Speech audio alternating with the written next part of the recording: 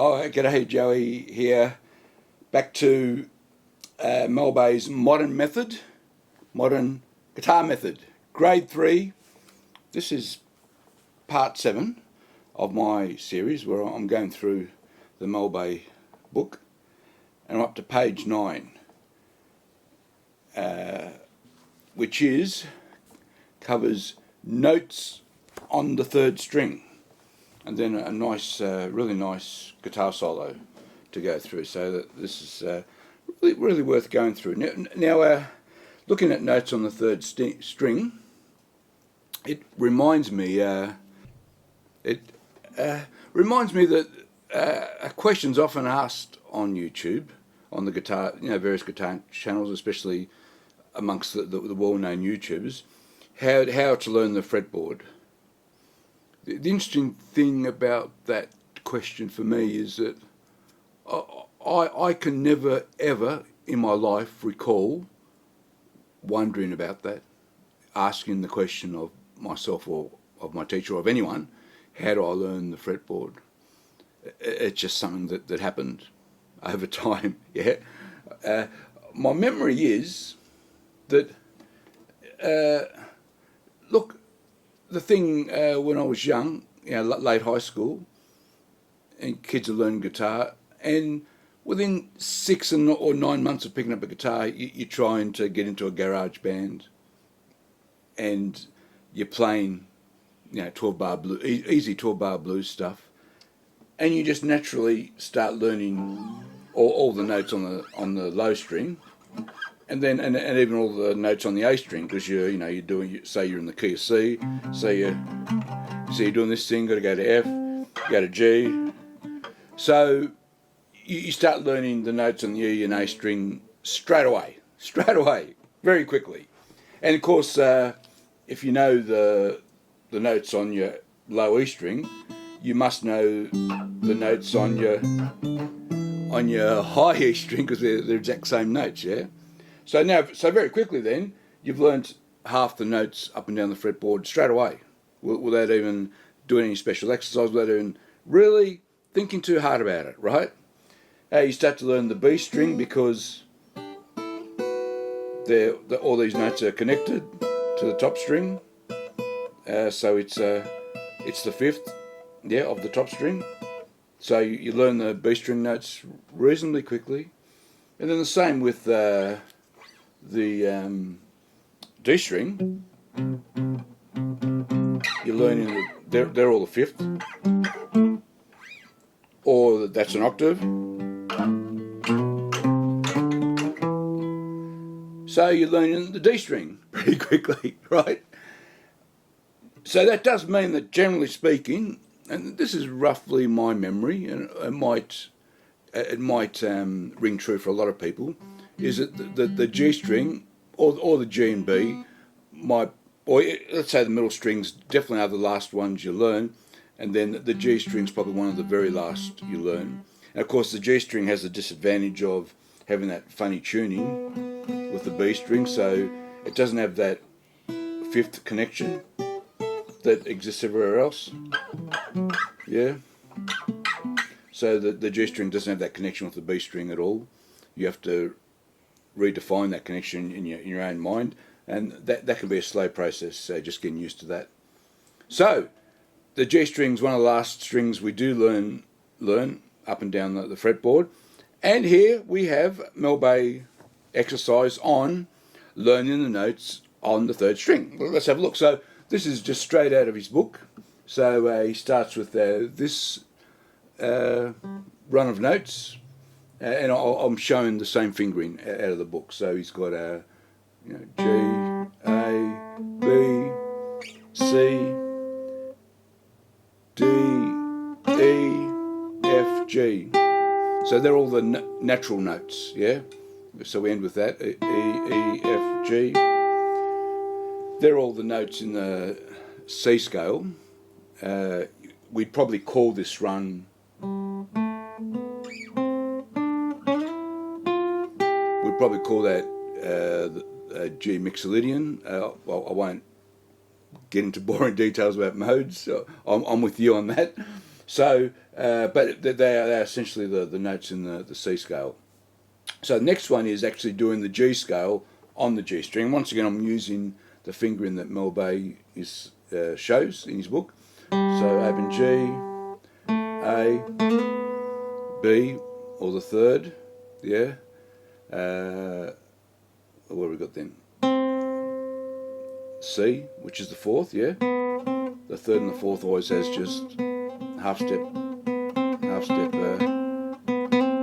step back interval. D, E, which is the sixth, F sharp is the seventh, and back to the G, the octave, or the eighth if you want to call it that. So that's our G scale. Then he shows the A scale. So similar thing, same intervals, different notes obviously.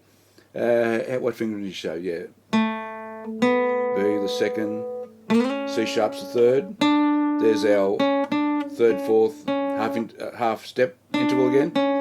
Third to the fourth. The D, E, F sharp's the seventh, F sharp's the sixth. G sharp's the seventh. A. Yeah.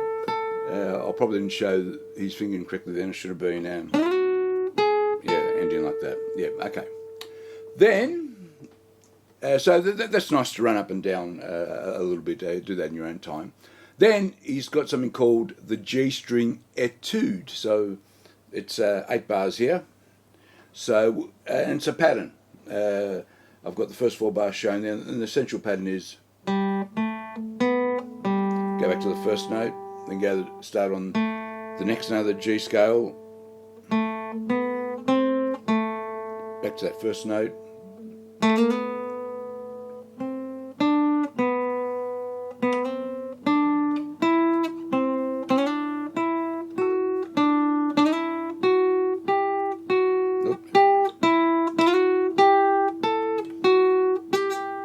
okay, let's do that again because I buggered up the end there.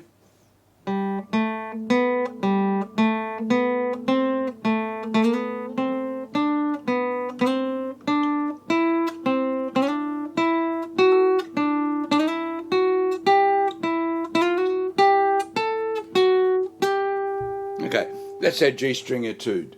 Finally, we have this very nice guitar solo called Venetian Nights by Matteo Carcassi, arranged by Mel Bay. So Matteo Carcassi was playing around the year 1800, started off just a few years before that and went for another, 30 years. Was well known around Western Europe and all the major cities of Western Europe, and composed many guitar pieces. This is a particularly nice one. What can I say about it? So we're in the key of A. I've got the first 4 bars showing. We're in the key of A. We're in 3/8 time. So the way I treat 3/8 is I treat each eighth as a beat and each 16th as a half beat. So that's the way I treat it. So for instance, just that start, if I were to count down that first quarter note is effectively 2 beats. 1, 2, and the E notes on the 3. Yeah, 1, 2, 3. Yeah, and that's that first bar.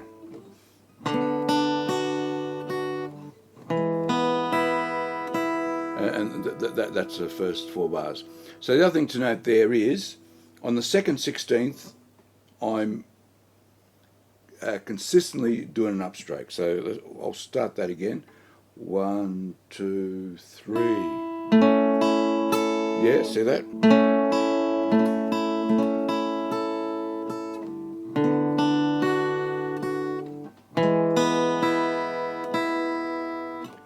Also, you'll note I'm choosing personally. Mel Bay doesn't suggest any fingering here except for the very start on the A. Then you decide what you do after that. I'm choosing just to keep my third and second fingers together. So I go down, and I'm choosing to keep them together here because in bar 5, so let's get the next 4 bars up, I've got this nice little move. Then I move my finger down to do the A.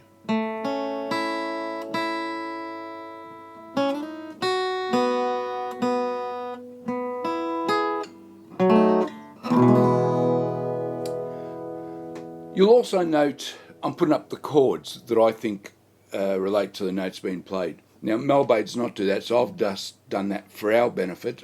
I figure that it might help you, work out what notes you're meant to be playing and just use the fingering that suits the chord you're seeing, yeah? And you'll notice I ended on this big full E chord, 6-string E chord. We start on that open. Now this time I'm going to use the open E rather than the E on the 5th fret, because I'm here, and then that just gets us time to get down here, and then you repeat.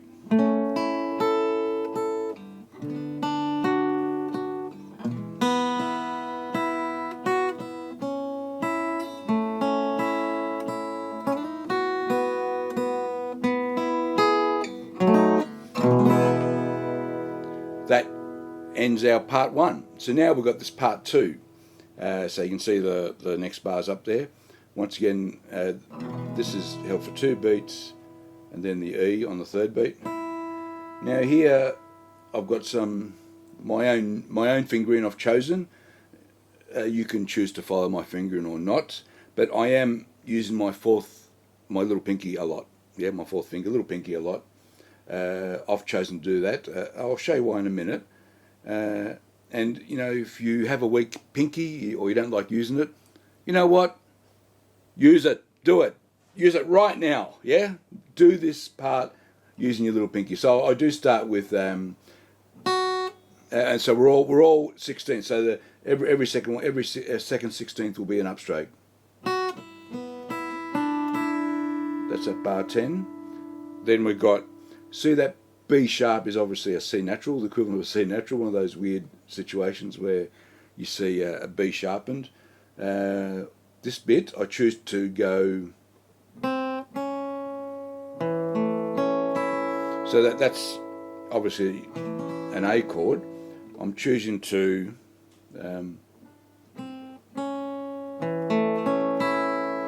do my fingering like that because I want to use these 3 fingers that way. I know people do their A chord with different fingering, so you work that out for yourself. I like to finger my A chord this way. Yeah, do it again. And then I now choose to use my little pinky to reach the F sharp.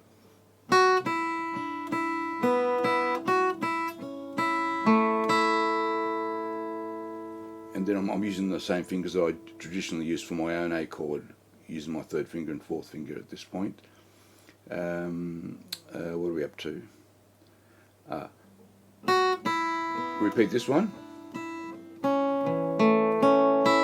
Then you've got this nice, and that's a lovely little ending. So I've ended it here. This piece is double the size in the Melba, but I personally feel it's just nice to have something digestible, and you're going to get a lot of benefits out of just being able to play this smoothly from start to finish anyway. So I've chosen just to present that. If it fits on one page on my Guitar Pro, then that's a nice size for a lesson on YouTube, I feel. And that's a nice ending, yeah? Let's do that. So from here, you can either choose to just go back to the start, yeah?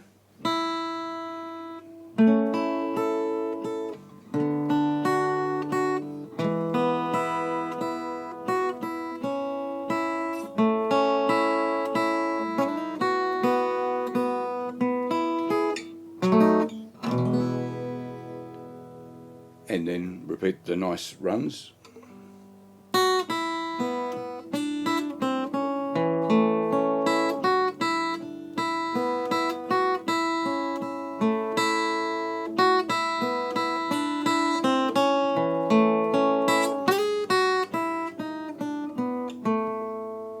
Yeah, and what a nice ending, eh? It's worth it just for that.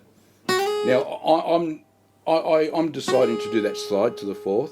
Melba doesn't show that, but I find we're down here.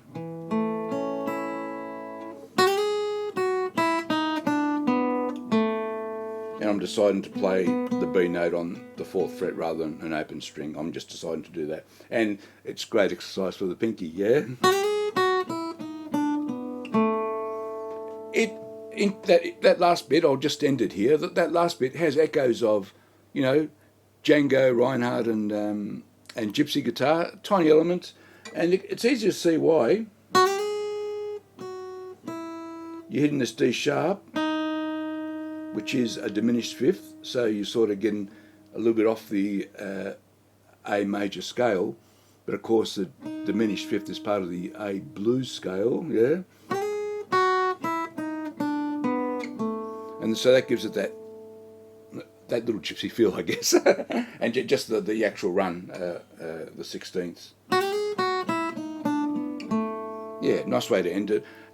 Work your way up to that, and just work your way to a position where you're doing that nice and smoothly, yeah, and finishing nice and smooth like that, and you'll feel good about yourself. All right, hope you enjoyed that. Thanks for watching. Bye bye.